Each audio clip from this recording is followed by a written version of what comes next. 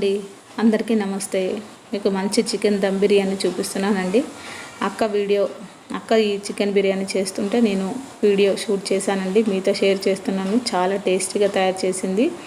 ముందుగా ఒక పెద్ద బౌల్ తీసుకొని దాంట్లో ఆయిల్ వేసిన తర్వాత బిర్యానీ సామాన్ అంతా కూడా మనకి మరాఠీ మొగ్గ, అలాగే జాపత్రి, కొంచెం షాజీరా, లవంగాలు, దాల్చిన చెక్క, ఇవన్నీ కూడా బిర్యానీ మసాలాలు అన్నీ వేసింది.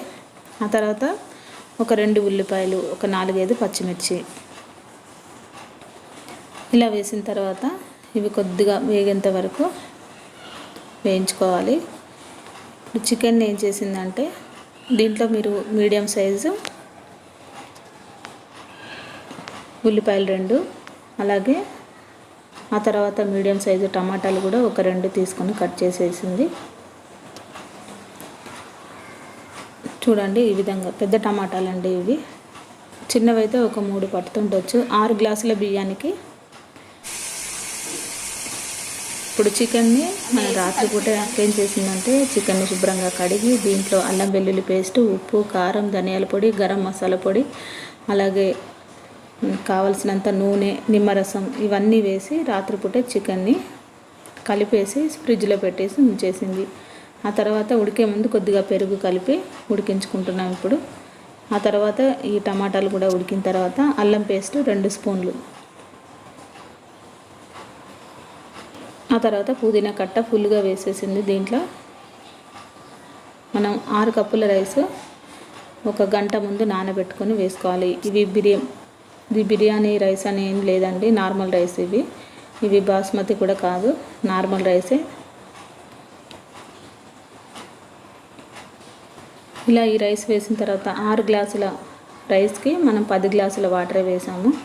కంప్లీట్గా 6కి డబల్ 12 వేస్తే అన్నం మెత్తగా అయిపోతుంది. అందువల్ల ఒక 2 గ్లాసులు తగ్గించి వేసుకున్నాము. అలాగే చికెన్లో ఉండే వాటర్ కూడా సరిపోతుంది కాబట్టి 10 గ్లాసుల వాటర్ మాత్రమే దీంట్లో వేసుకుంది. ఈ నీళ్ళు వేసిన తర్వాత మనకి పక్కన చికెన్ ఉడుకుతూ ఉందండి. మరీ కంప్లీట్గా ఫ్రై లాగా కాకుండా కొంచెం గ్రేవీగా ఉన్నప్పుడు ఈ చికెన్ని ఏం చేసిందంటే ఒక 15 నిమిషాల పాటు ఉడికించుకుంది.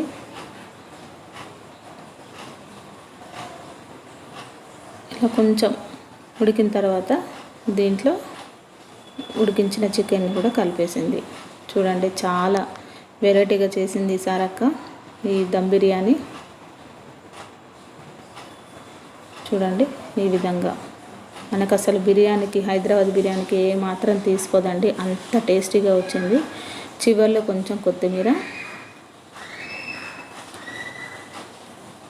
దీంట్లోనే చివర్లో కొంచెం నెయ్యి